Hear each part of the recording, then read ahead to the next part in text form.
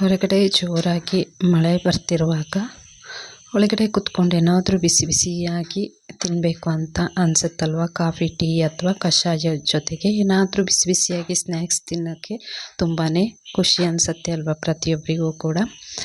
Hi hello, welcome to my ನಮ್ಮಿ ಸಾವಿಸ್ YouTube ಚಾನಲ್ಗೆ ಸ್ವಾಗತ ಎಲ್ಲರಿಗೂ.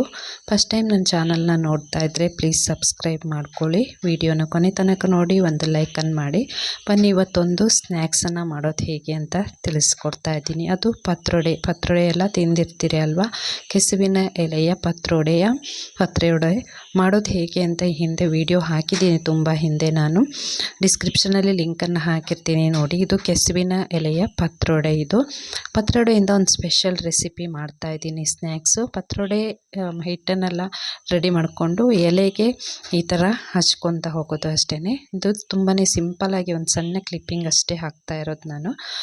ಇದನ್ನು ಇಡ್ಲಿ ಪಾತ್ರದೊಳಗೆ ಬೇಯಿಸ್ಕೊಳ್ಬೇಕಾಗತ್ತೆ. ಬೇಯಿಸಿದ ನಂತರ ನಿಮಗೆ ಪತ್ರೊಡೆ ರೆಡಿಯಾಗುತ್ತೆ. ಆ ಪತ್ರೊಡೆಯನ್ನು ಕಟ್ ಮಾಡಿ ಫ್ರೈ ಕೂಡ ಮಾಡ್ಬೋದು. ಕೆಲವರು ಅದನ್ನು ಒಗ್ಗರಣೆ ಕೂಡ ಹಾಕಿ ಸ್ಲೈಸಾಗಿ ಕಟ್ ಮಾಡಿಕೊಂಡು ಒಗ್ಗರಣೆ ಎಲ್ಲ ಹಾಕಿ ಅದೊಂಥರ ಡಿಶ್ ಮಾಡ್ತಾರೆ.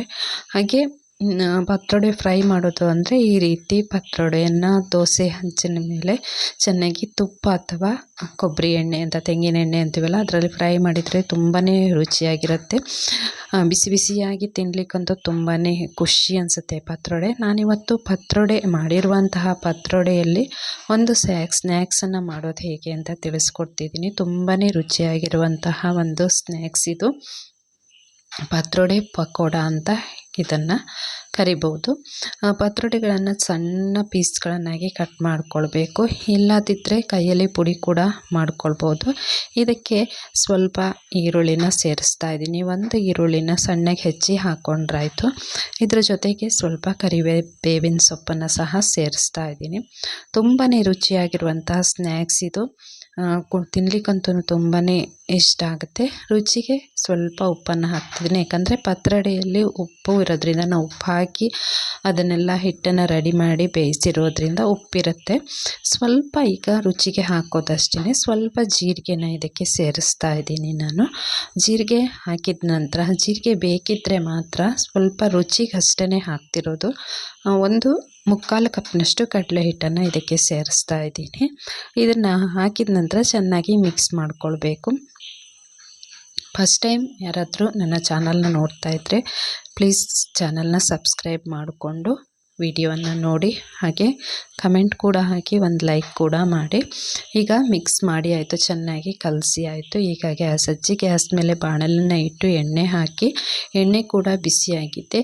ಸ್ವಲ್ಪ ಕೈಯಲ್ಲಿ ಅದನ್ನ ಉಂಡುಂಡೆ ಥರ ಮಾಡಿಕೊಂಡು ಮುದ್ದೆಯಾಗಿ ಮಾಡಿ ಬಿಸಿ ಎಣ್ಣೆಯಲ್ಲಿ ಕರೆದು ಎರಡೂ ಕಡೆ ಚೆನ್ನಾಗಿ ಕಾಯಿಸ್ಕೊಂಡ್ರಾಯ್ತು.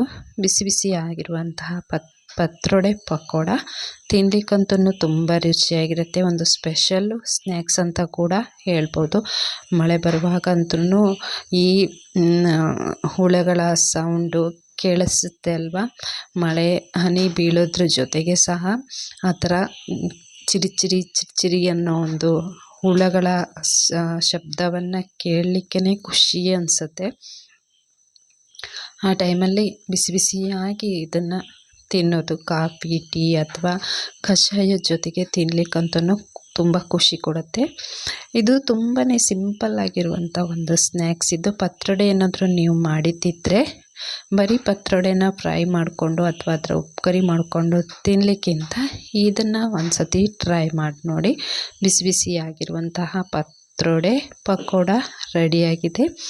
ಇದನ್ನು ಒಂದು ಪ್ಲೇಟಿಗೆ ಹಾಕಿ ಕಾಫಿ ಟೀ ಅಥವಾ ಕಷಾಯದ ಜೊತೆಗೆ ಇದನ್ನು ತಿನ್ನಿ, ತುಂಬಾ ರುಚಿಯಾಗಿರುತ್ತೆ. ಈ ವಿಡಿಯೋ ನಿಮ್ಮೆಲ್ಲರಿಗೂ ಇಷ್ಟ ಆಗಿದೆ ಅಂತ ಅಂದ್ಕೊಂಡಿದ್ದೀನಿ. ಇಷ್ಟ ಆದರೆ ಖಂಡಿತವಾಗಿ ಒಂದು ಲೈಕ್ ಮಾಡಿ, ಹಾಗೆ ಈ ವಿಡಿಯೋನ ಆದಷ್ಟು ಈ ಡಿಶನ್ನು ಶೇರ್ ಮಾಡಿ, ಯಾಕಂದರೆ ಗೊತ್ತಿಲ್ಲದಿದ್ದರೂ ಕೂಡ ಇದನ್ನು ಕಲೀಲಿ. ಮಳೆ ಬರುವಾಗ ಬಿಸಿ ಬಿಸಿಯಾಗಿರುವಂತಹ ಪತ್ರೊಡೆ ಪಕೋಡ ತಿನ್ನಲಿಕ್ಕೆ ಒಂದು ಮಜಾ. ಕೆಸುವಿನ ಎಲೆಯಲ್ಲಿ ತುಂಬಾ ಒಳ್ಳೊಳ್ಳೆ ಡಿಶ್ಗಳನ್ನು ಮಾಡೋದು ಹೇಗೆ ಅಂತ ಕೂಡ ಹಾಕಿದ್ದೀನಿ. ನಾನು ನನ್ನ ಕುಕ್ಕಿಂಗು ವೀಡಿಯೋಗಳೆಲ್ಲ ತುಂಬಾ ಇದೆ, ಅದರಲ್ಲಿ ಹಾಕಿದ್ದೀನಿ, ಡಿಸ್ಕ್ರಿಪ್ಷನಲ್ಲಿ ಹಾಕಿರ್ತೀನಿ. Thank you so much video ನೋಡಿದ್ದಕ್ಕೆ.